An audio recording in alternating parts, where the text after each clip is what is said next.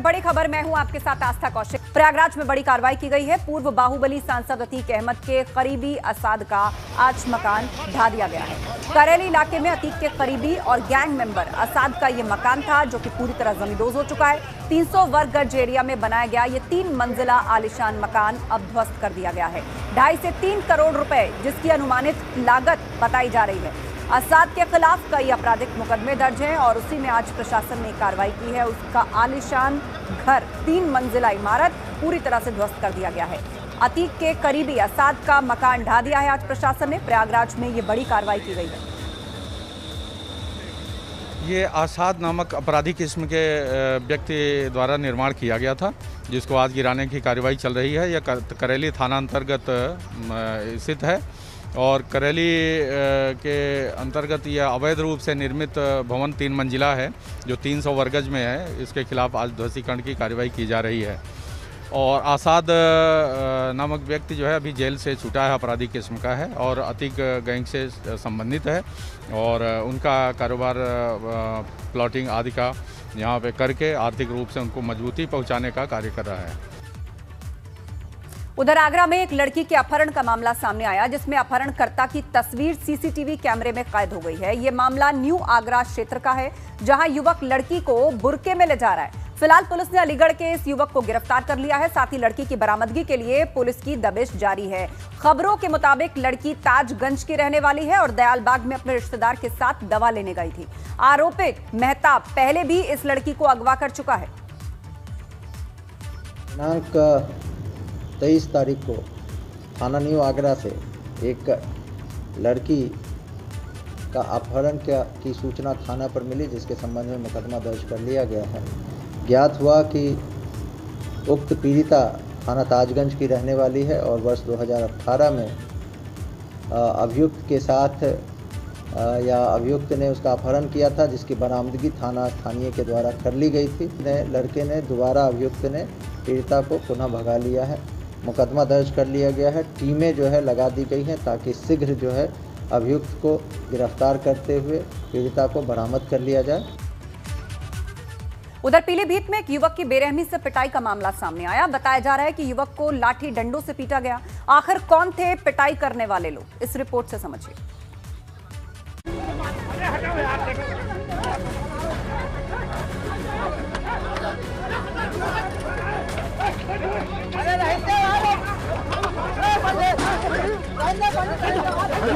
हाथों में लाठी डंडा लिए कुछ लोग बीच चौराहे पर खुलेआम एक युवक को बेरहमी से मार रहे हैं।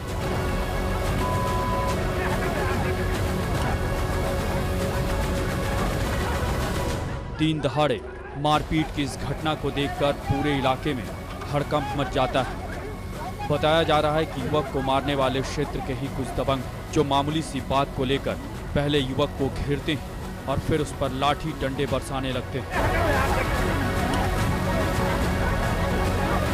तस्वीरों में देखा जा सकता है कि मारपीट के दौरान दबंग चिल्ला रहे हैं। इस बीच कुछ लोग युवक को बचाने की कोशिश भी कर रहे हैं, लेकिन दबंग है कि युवक पर लगातार वार करते जा रहे हैं। ये घटना बरखेड़ा थाना क्षेत्र के नगरा चौराहे की।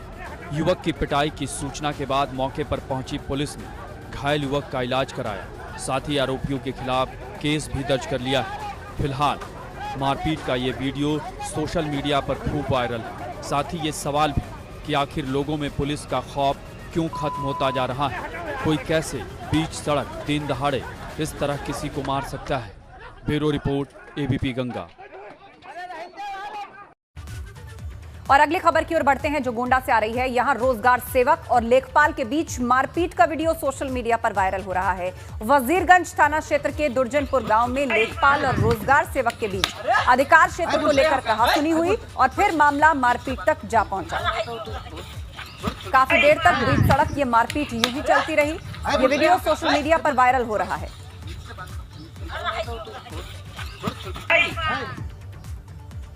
और अब तस्वीरें ग्रेटर नोएडा की आपको दिखाने जा रहे हैं, जहां बैंक ऑफ इंडिया के जनरेटर में भीषण आग लग गई और आग लगने से मौके पर अफरा तफरी का माहौल बन गया। कर्मचारी बैंक छोड़कर सड़क पर निकल आए। बैंक में आग लगने के बाद लोगों का जमावड़ा वहां पर लग गया। तस्वीरें देखिए, अपने आप में किसी को भयभीत करने के लिए काफी। आग लगने से मौके पर अफरा तफरी, बड़े पैमाने पर लोग इकट्ठा होकर सड़क किनारे इस आग को देख रहे थे। ग्रेटर नोएडा में जनरेटर में किस तरह आग लगी और उसके बाद देखते ही देखते ये आग किस तरह फैल गई, तस्वीरों से आप अंदाजा लगाइए। उधर कानपुर के आरटीओ दफ्तर में अचानक डीएम की छापेमारी से हड़कंप मच गया है। दरअसल आरटीओ ऑफिस में लगातार दलाली और भ्रष्टाचार की शिकायत मिल रही थी। इस दौरान 2 दलालों को हिरासत में लिया गया। छापेमारी के वक्त डीएम आलोक तिवारी ने आरटीओ दफ्तर के बाबू और अधिकारियों से बातचीत की।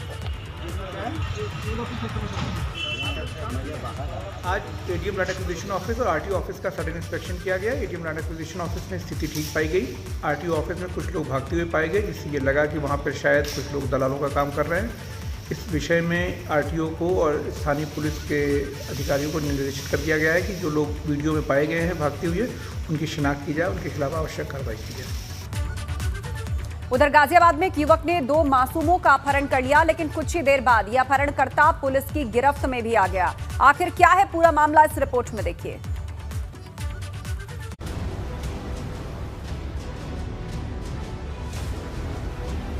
तस्वीरों में भले यहां सब कुछ सामान्य सा नजर आ रहा हो, लेकिन जब इसका खुलासा हुआ तो ये खौफनाक और डरावना था। जी हां, सीसीटीवी में कैद ये तस्वीर 2 मासूमों के अपहरण की है। वो तो शुक्र मनाइए कि अपहरण की वारदात सीसीटीवी में कैद हो गई और पुलिस ने भी इस मामले में गजब की तत्परता दिखाई और अपहरणकर्ता कुछ ही समय बाद पुलिस की गिरफ्त में था। नहीं तो जरा सोचिए उस परिवार पर क्या बीतती जिसके घर के 2 मासूमों का अपहरण हो गया। अपहरण की ये तस्वीरें गाजियाबाद के थाना मसूरी के इंदरगढ़ी कॉलोनी की है। यहाँ देखा जा सकता है कि एक युवक के साथ 2 बच्चे बड़े ही इत्मीनान से उसके साथ चले जा रहे हैं। तस्वीरों से शायद ही कोई अंदाजा लगा पाए कि ये युवक 2 मासूमों का अपहरण करके ले जा रहा है, लेकिन हकीकत में ये अपहरण ही था। युवक के साथ जा रहे बच्चे की उम्र सिर्फ 8 साल है, जबकि बच्चे की गोद में उसकी बहन की उम्र सिर्फ 3 साल है। खबरों के मुताबिक अपहरणकर्ता का नाम अरविंद है और वो लखीमपुर खीरी का रहने वाला है। 2 बच्चों के गायब होने की खबर के बाद पूरे क्षेत्र में सनसनी मच गई। हालांकि पुलिस ने सर्च अभियान चलाकर तुरंत रेलवे ट्रैक के पास से अपहरणकर्ता को गिरफ्तार कर दोनों बच्चों को भी बरामद कर लिया। धरपकड़ शुरू कर दी गई और चेकिंग शुरू कर दी गई। इसमें जनता का भी सहयोग लिया गया, जो उन बच्चों को चेहरों से पहचानते थे। और इसको जब इस पूरी स्कीम का चेकिंग का नतीजा ये रहा कि देर रात इन बच्चों को जो है बरामद कर लिया गया। और वहीं जो अभियुक्त है अरविंद, जो कि थाना मोहम्मदी क्षेत्र लखीमपुर खीरी का रहने वाला है, इसको भी गिरफ्तार कर लिया गया है। बहरहाल अरविंद ने बच्चों का अपहरण क्यों किया, इसका पर्दाफाश तो पूछताछ के बाद ही होगा, लेकिन बच्चों के अपहरण की इस वारदात के बाद यहां दहशत का माहौल है। Bureau report, ABP Ganga.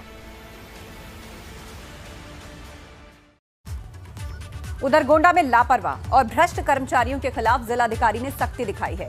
मामला छपिया विकासखंड का है, जहां पर चटकनवा प्राथमिक विद्यालय का कायाकल्प किया जाना था, लेकिन यहां स्कूल के सौंदर्यीकरण और मिड डे मील में पैसों की बंदर बांट की शिकायत मिली। दर्ज करने के भी आदेश दिए गए। ये विकासखंड छपिया में एक प्राथमिक विद्यालय चटकनवा है, वहाँ के प्रधानाध्यापक के द्वारा इसमें कंपोजिट ग्रांट से विभिन्न कार्य कराए जाने थे, वो कार्य नहीं कराया गया था। इसकी शिकायत आने पर हमने 3 सदस्यीय समिति से जांच कराई थी। उसके विरुद्ध विभागीय कार्रवाई संस्थित करते हुए उसे निलंबित करने और साथ ही साथ वसूली करने एवं प्राथमिकी के भी, चूँकि ये क्रिमिनल ब्रीच ऑफ ट्रस्ट है तो इसलिए उसमें प्राथमिकी दर्ज करने के भी आदेश दिए गए। ललितपुर में एक महिला अपनी बेटियों के साथ अनशन पर बैठी है। महिला का आरोप है कि पति की मौत के बाद साझेदारों ने उसकी जमीन पर अवैध रूप से कब्जा कर लिया है। महिला के मुताबिक उसने जिला प्रशासन के पास इसकी शिकायत की, लेकिन कोई कार्रवाई अभी तक नहीं हुई है, जिसके बाद उसे अनशन पर बैठने के लिए मजबूर होना पड़ा है। यह मामला सदर कोतवाली क्षेत्र के आजादपुरा का है। कुशीनगर अंतर्राष्ट्रीय एयरपोर्ट को लेकर सियासत तेज हो गई है। दरअसल सपा नेता ब्रह्माशंकर त्रिपाठी इस एयरपोर्ट का निरीक्षण करना चाहते थे, लेकिन पुलिस और प्रशासन ने उन्हें वहां जाने से रोक दिया, जिसके बाद नाराज पूर्व मंत्री ब्रह्माशंकर त्रिपाठी ने आंदोलन की चेतावनी दी। उनका कहना है कि सपा शासनकाल में 199 करोड़ रुपए की लागत से यहां रनवे और बाउंड्री वॉल बनी थी। आपको बता दें, डीजीसीए की ओर से 2 दिन पहले ही कुशीनगर एयरपोर्ट को अंतर्राष्ट्रीय उड़ान की अनुमति मिली है। प्रशासन यहाँ पुलिस लगी हुई है। हम लोग इस समय कुशीनगर एयरपोर्ट पर मौजूद हैं और माननीय मंत्री ब्रह्मा शंकर त्रिपाठी जी एयरपोर्ट का निरीक्षण करने पहुंचे हैं। फिरोजाबाद में उस वक्त हड़कंप मच गया जब एक कॉलेज के बाहर 7 छात्राएं बेहोश हो गईं, जिन्हें अस्पताल में भर्ती करवाना पड़ा। ये मामला कोटला चुंगी चौराहे के पास दयाल गर्ल्स इंटर कॉलेज का है, जहां 5 मिनट लेट पहुंचने पर 50 से ज्यादा छात्राओं को कॉलेज के गेट के बाहर खड़ा रहना पड़ा। करीब 2 घंटे धूप में खड़े रहने के बाद 7 छात्राएं बेहोश हो गई। इनका आरोप है कि कॉलेज की प्रिंसिपल और प्रशासन ने उनकी कोई मदद नहीं की, जबकि कॉलेज की प्रिंसिपल अंजुमा रियाज का कहना है कि प्रशासन ने कुछ भी गलत नहीं किया। इस बीच जिला विद्यालय निरीक्षक ने अस्पताल में छात्राओं से मुलाकात की और भरोसा दिया कि जो भी दोष होगा उसके खिलाफ कार्रवाई होगी।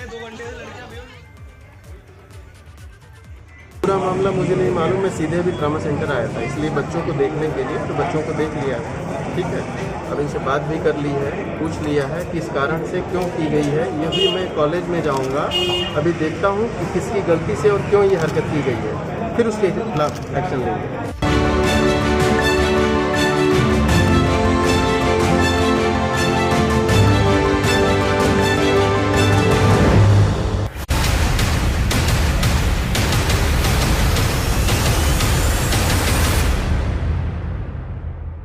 क्या आप दुबले पतले कमजोर हैं, आपकी सेहत नहीं बनती, भूख कम लगती है, वजन नहीं बढ़ता? दरअसल मेन बात खाना पीना खाना नहीं है, मेन बात है खाया पिया लगना। और अगर खाया पिया लगेगा ही नहीं तो सेहत बनेगी कैसे? इसलिए हमारी संस्था सन्यासी आयुर्वेदा ने एक ऐसी दवा बनाई है जो कि